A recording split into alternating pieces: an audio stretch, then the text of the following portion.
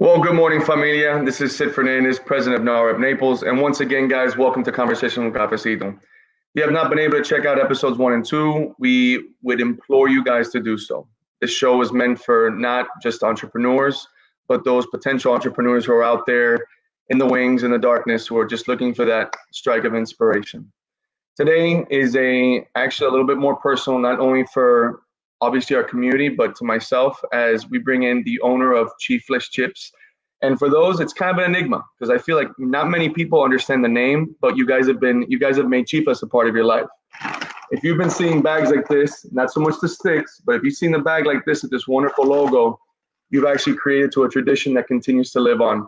And today I have the humble ability to bring on a cousin of mine, who's also the owner, and gets to speak about the history of Chifles, the history of his family, how they've overcome so many different parts of their life to make the #1 plantain chip in the country. And without further ado, guys, I bring on Mr. Tony Rivas Jr. Hey, what's up, Primo? How are you, man? How's it going, buddy? How's it going, Sid? Oh, just here, con cafecito, and I get to have it with you. Always. Absolutely. You got to keep to the traditions and the branding. So, bro, I'm gonna kick it off, man. Obviously, we've had the conversation of trying to get you guys on for a bit and being able to share your story. I think first and foremost, let's allow people to know who you are and the family. So, tell us a little about your journey, as well as maybe your father's journey into the States, as well as the company. Okay. Well, as you said, my name is Tony Rivas. Me and my father have the same name. Can you hear me fine? I can hear you just fine. I think everyone too. Me and my father have the same name. Our journeys are a little different. Obviously, he was Cuban exile, came here at the age of 14, and basically came on his own. Came with his family, came with his cousin, and stayed with family members here, starting in, I think it was like 68 or 69. And so when he first came to the States, he was, working jobs at the age of 14 to help provide and take money back to Cuba for his family. And then finally, at the age of 19, he started working for a little distributorship called Borges Distributors. Now, Borges Distributors was essentially built to start distributing Chifles down here in South Florida. The brand Chifles started in 63 in Tampa. Coincidentally enough, it was started by an Ecuadorian gentleman and his wife who had spent time in Cuba, and they were inspired by the street vendors in Cuba selling plantain chips. So they went to Tampa, Florida, and started Chifles in 63. My dad in 73 started working for this, like I told you, this little distributorship that started selling Chifles. He worked in that distributorship, and that's what basically put me through school. I went to an all-boys private school in Miami. I mean, we were definitely lower middle class, but my parents made all the necessary sacrifices to put me into a good school, Belen Jesuit, and so that was a big part of my early, like, formative years, and watching my father work. And so Chifles was always a part of us, but it wasn't until later on in 2010, when I went to work with my dad, that I started to really hatch out the plan as to how it was going to be, from just being a distributorship to figuring out how we could do something with Chifles as a brand and possibly acquire it. So it's really interesting, because if I remember right, you actually were working in a completely different sector, right? Like, you didn't just, once you kind of graduated college, did you go straight into Chifles, or did you kind of go off and do your thing and then find your way back? Right. Well, my degree's in engineering, so I didn't go to school thinking that I was gonna end up working with my father or working at Chifles. I went and I worked for Raytheon in Texas, for a missile defense contractor in Texas for 4 years.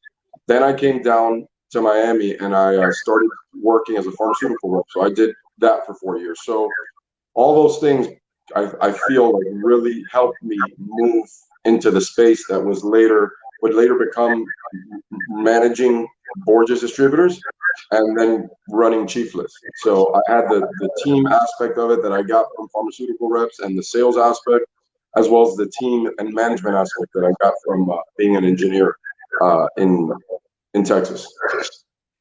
It's pretty insane to see, like, kind of encompass. And obviously I think a lot of people will connect with the fact that, you know, you guys are lower middle class. I think a lot of us went through the same exact thing, you know, same immigrant parents trying to fend for a buck, trying to show us something different, give us the opportunity to become entrepreneurs, to achieve the American dream.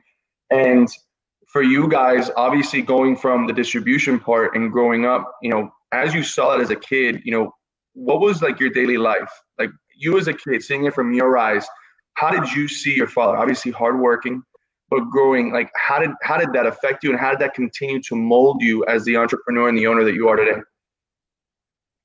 Through today, my father's hard work was always front and center in my life. It was everything to me.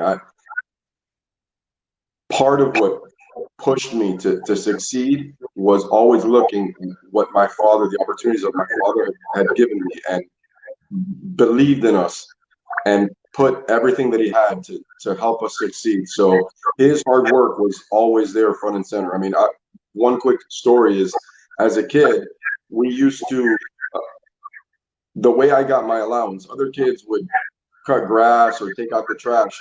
My father would wake up at 5:30 in the morning. He would drive me to Hialeah to go unload a truck of Chifles at his distribution. At that point, he already owned the distribution. He didn't have to do that. There was people there that were going to be unloading the trucks. But I'm talking, I was in 5th, 6th grade. And it was something that I cherish and I look forward to, because my summers were spent working, touching Chifles bags, fixing sections. So hard work, and it's part of the fabric of my life. It's all I've really known from that standpoint. It's just been part from the get-go. It's always been there. It's been a constant theme throughout my life, and I think it's happened in this journey. It's cool. It's awesome that you say that, because I think that we live in a time period where I believe our generation is a little bit more lax with our kids. I think we want a little bit more progressiveness and understanding, maybe to social things. But I think that fabric that you mentioned of that hard work, that drive, that passion for something greater, it's awesome that you're talking about that, because I think a lot of people fear instilling that in our kids, waking them up at 5:30, maybe a little bit archaic. But I think that you mentioned, I think it's what molds you into the entrepreneur you are today. I'm going to go back to how you guys mentioned about Chifles and how he started off with distribution. You know, as he grew in this business, how would you say the importance of overcoming what he overcame, whether it was through communism and leaving the country in which he knew at a young age, as well as a story that we'll probably get to as, I think, the big molding point once you guys took over the company. But talk to us about how important those moments in his life, and maybe to your life, of overcoming and understanding really created the brand that you guys have today. You know what? When it comes to my father, you're going to hear it over and over again. It's just hard work. It's just, you're going to get knocked down. Things aren't always going to go your way.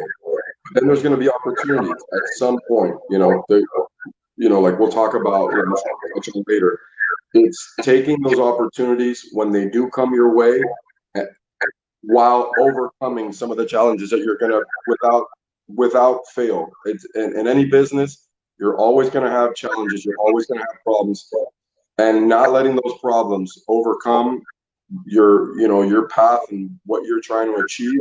And then when those opportunities come, making sure you capitalize on those opportunities. And so it was like in any other household, you had problems at work.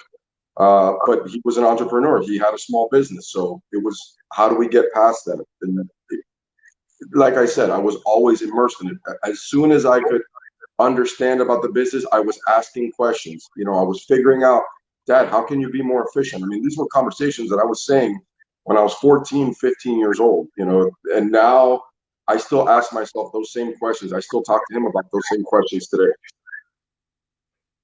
It's a fascinating story, and it's funny how I never, as I was young, they always talk to us about, oh yeah, he does chips, and you never really realized the magnitude of what it was. But I remember everything that was synonymous with your father was just the amount of the hard work that he had, the determination that he had, the ability of coming home and still doing homework, waking up very early in the morning. and that continuous drive to be bigger and to be better. And I think it always came down to you guys, showing you guys what you can do and accomplish. I think it's fantastic. Let's segue into to actual Chifles. So I believe Chifles started in 1963, right? And you had touched upon it was the Argudo family, right? I think it was Segundo. Yeah. I remember right, Peggy, right? Segundo and Peggy. Yeah. Talk to us if you know anything about the relationship and how that relationship was molded through the years that your father was in. How did that relationship materialize? Well, from my father's perspective, I mean, I'm not going to say it was another set of parents, but there was a kinship there. There was a love and a respect there, because they met my father when he was 19 years old and started in this little distribution company, starting to sell these little plantain chips down in Miami. And, you know, in the process, to the point, you know, I'll fast forward to when Peggy's son passed away, Rick Argudo. My father eulogized him at his funeral. So it was a tight relationship, and you know, you worked. It was more than a work relationship. It was 40 years, and that's why I believe that we were afforded the opportunity to take over this brand, acquire this brand, and carry this legacy. I mean, trust me, there was much bigger fish knocking on that door and ready to scoop that up and make it part of the portfolio, like you see all the time now, brands being gobbled up by big companies. But, you know, she understood, Miss Argudo understood that what we wanted to do was carry that legacy forward and continue the legacy of Chifles and preserve it and grow it and take it to that next level. I do love the fact, and I think I have the utmost respect for that family for having allowed, I think, a family that was integrated into the DNA of what Chifles was and grew Chifles to what it's become, and having kept it. I think that there's a beauty in the authenticity, and again, just keeping that DNA as firm as possible. And I think anybody who understands the story and listens to it fully, I think will start to appreciate the chips more and more because of the history of it. That's actually really, really cool. Now, you get to the point in 2017, and the son passes away, and there's a conversation that's being had now between Peggy, who is the wife of the original owner, and your father. You know, tell us how that maybe materialized. If you know the story, how did that conversation happen for your father to take over Chifles? Okay. Well, it was a set of circumstances. It wasn't one conversation. It was, you know, me going to my father and saying, you know, we need to preserve this brand. Right now, we're just, you know, we're a middleman. We don't, there's nothing that is tangibly ours, and we know who's going to do best by this brand. But understandably so, you know, Miss Argudo wasn't, you know, you typically don't sell a brand to one of your distributors. You sell it to a bigger company that's going to do a lot more with it, and, you know, and expand it and do different things. And so we had to do some convincing. We had to sell her on the idea that we were going to take that brand to the next level. And, you know, if it wasn't for my father, I could have put together the most beautiful business plan, and, you know, all these and ideations and what we wanted to do, and how we were going to expand and how we were going to go into new areas and pull out our distribution. But none of that mattered to Ms. Argudo. You know, what she cared was preserving the legacy that her and her husband created, and her family had lived off for over 60 years. So for my father, it was more just about letting her know that she could rest. I mean, when we acquired the company, she was 94 years old. So she could rest knowing that it was in good hands and that the path forward for Chifles was a bright one. So it wasn't about numbers, and that acquisition was less about numbers. It was more about the heartfelt relationship that she had with my father, and entrusting her life's work, her family's life's work, to us. It's funny. I think now, as people start to listen to the story and really start to hear how it materialized, I think, you know, the slogan is, I think it's a family. I think a family. It's a family story in every bag. And I Correct. think now you realize that it's really only touched two families' hands, it becomes a little bit more real. Because obviously you see models, you see slogans, and it's really conglomerates that control it. But really, the essence of this company has really only touched two families. And the fact that you continue that tradition it makes it just that much more real.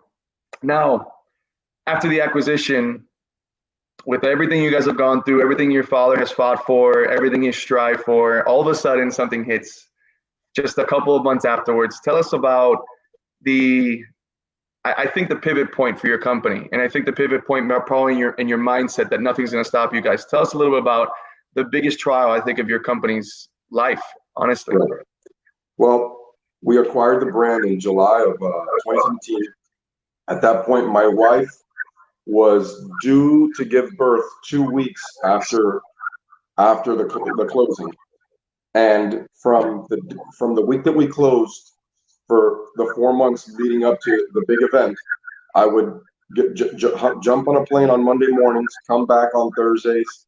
You know, my wife was dealing with a toddler and with a newborn, and but it was all for the dream of being able to take Chifles to the next level. We finally had something. We finally had the ability to preserve the legacy. And then 4 months to the day after we bought the company, there was a factory fire and we lost everything. It burned for like 17 hours. There was, it was completely destroyed. We had that was our plan A, B, and C at that point.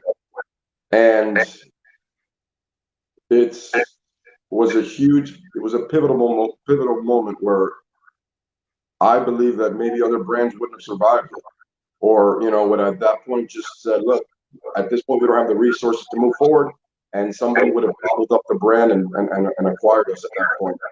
But, through the help of first one of our competitors that started co-packing for us, it kind of gave us a little breathing room. Yeah, I mean, those relationships of somebody, it's about community. It's another Hispanic-owned company, and it's about helping each other out. And they could have put their foot on our neck and made it really tough on us, but instead they opened up their arms and started co-packing for us, for a short while we got back on our feet. And we started to rethink how we did the business, and that ended up moving us in a different direction where we feel today we have better product, better quality, more innovation, because we changed the whole business plan. But we were almost thrust into it. We had to jump and then figure out if the parachute worked. Unfortunately, it did. Let me ask you guys this: if you can kind of give us just a little bit of a sneak peek of some of the conversations as the fire had just completed. Now there's all this uncertainty. I'm sure there's anxiety, a lot of sleepless nights. Give us a little bit of insight on those conversations. Whether it was with your father, whether it was other confidants in business. What were the type of conversations during the aftermath once the ashes really laid down? What was the thought process there for you guys? Well, the first thought didn't come from a business partner. It came from my wife. It's one of the more touching parts of the story for me. It's still, I choke up when I think about it today, because it was the fire happened, it was November 11th. My birthday was November 14th. We had just bought the brand. I mean, I'm wearing a Chifles shirt today, but if you see me, I'm either wearing a Chifles hat. I always have the gear on. I'm always representing. This is everything to us. And so we had driven to Tampa to see what had happened in the fire. And when I come back, there's sludge, everything on my shoes were absolutely ruined. And she had bought me these gray Nike sneakers and personalized them and written Chifles in red on the back of them. And I walked in the house, I couldn't even look at them. I was so just distraught at what had happened. And I was like, we lost everything. We just lost it. We have nothing. And she said the most truest and beautiful and heartfelt thing, which is, you didn't buy that factory. You bought that brand. You bought that story. You bought that legacy. You didn't lose that in the fire. You still have that. And it was the beginning of the clarity for me as to seeing there was another way. There was potentially a better way to do things. And what we had bought was not the tangible assets, so to speak. That building, we bought the story, we bought the brand, we bought the logo, and just put, like I had done the rest of my life, and like my father had taught me, and like I had seen him do. We put our head down and got to work, and we worked our asses off to get back to where we are today. I was reading the New Times story last night, obviously prepping for today, and it talks about the sneaker story, and it talks about how it goes into the three very important things: the family, the legacy, and the heritage. And I think a lot of us forget that legacy and heritage isn't made by something that can be constructed and deconstructed. It really lives in us, and our legacy really lives on with who we are and how we carry ourselves and the imprint that we leave back. It's really an impactful story because I think a lot of times now we get beat up when we're imperfect. We get beat up when something bad happens. But it's those moments that are really going to prep us for the future. And in a very short amount of time, really, because again, your factory went down to ashes. In very short time, you guys get ranked by, I think it was IRI Worldwide, which until yesterday, I probably didn't have any clue what it was. You guys were ranked #1 plantain chip in the country. Tell me about the feeling when you guys got that phone call or that email stating that. And what type of reminiscing did you have? Like, what were the emotions that you went through when you hear this news? It's something that me and my dad, I still pinch myself. We'll sit there and have conversations. That moment when they called us, I already knew what was coming. I felt it, I saw it, but when you finally see it in front of you, it's, that's when you start to, I never stop to look back. I don't do a lot of reminiscing. I feel like I'm just getting started in my career. I don't take time to rest. I just keep pushing forward. And part of what I'm learning to do now is kind of live in the moment a little more and enjoy the journey. I've always been about just putting my nose to the grindstone and pushing forward. But that, I remember that as a moment of just, wow, look at what we did, Dad, and look at how fast we did it. And those moments of pride make all those sleepless nights, that hard work, those tough decisions, having to, from one day to the next, having to pick up everything and start figuring out a new way to do a business. When, I think the big stress behind that was the fact that my father believed in me and pushed his whole life's work. At the age of 63, 64, he put everything on the line for Chifles. And so failure wasn't an option. And so that moment when you find out that you're the #1 plantain chip, you did it. I mean, literally, the dust hadn't settled on what had happened from the fire, and we had pushed forward and done that.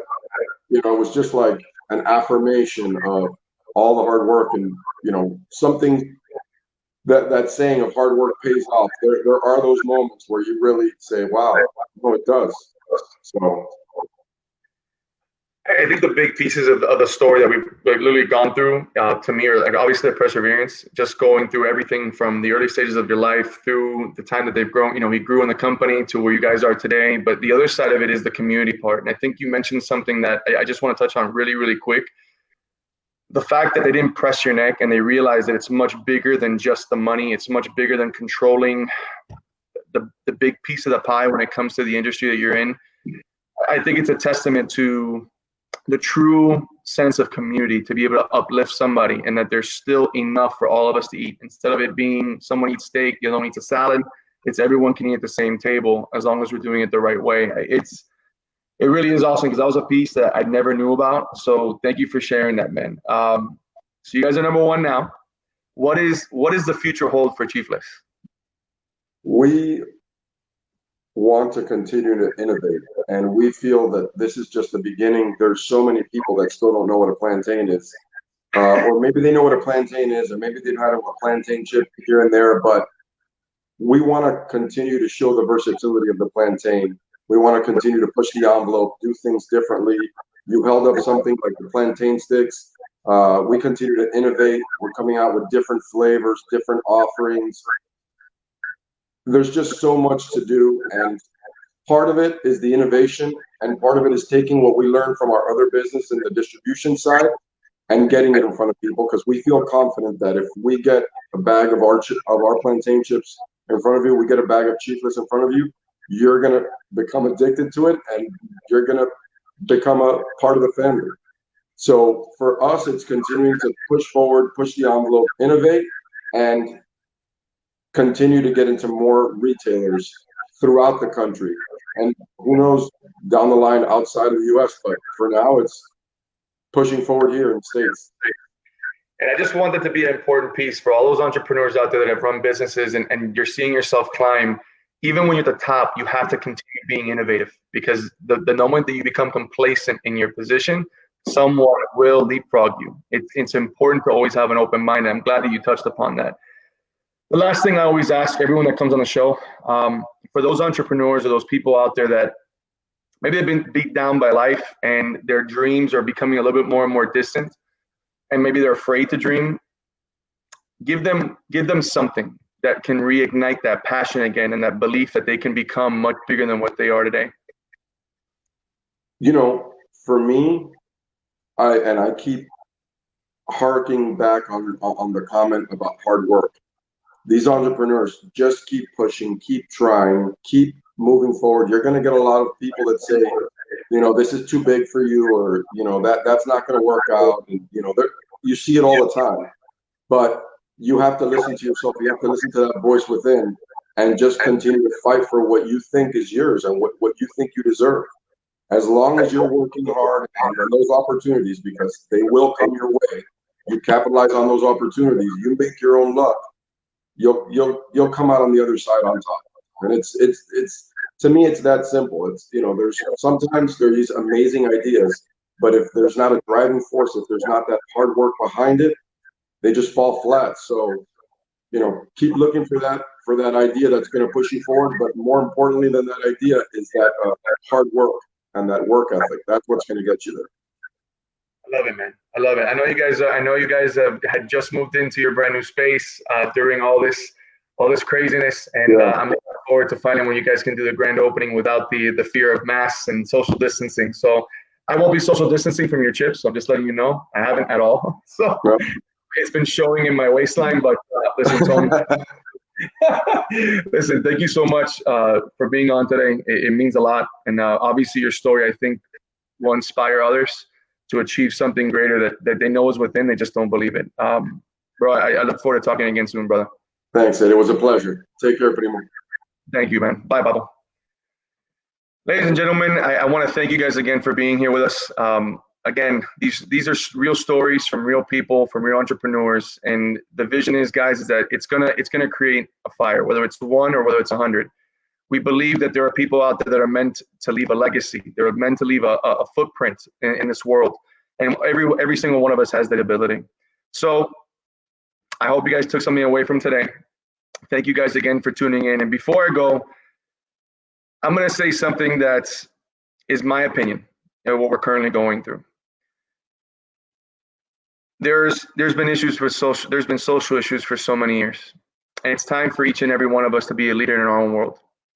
It's time for us to be leaders, and you don't have to take to the streets. You don't have to take to Capitol Hill. But what it starts with is a conversation. A conversation not to point fingers, but for understanding.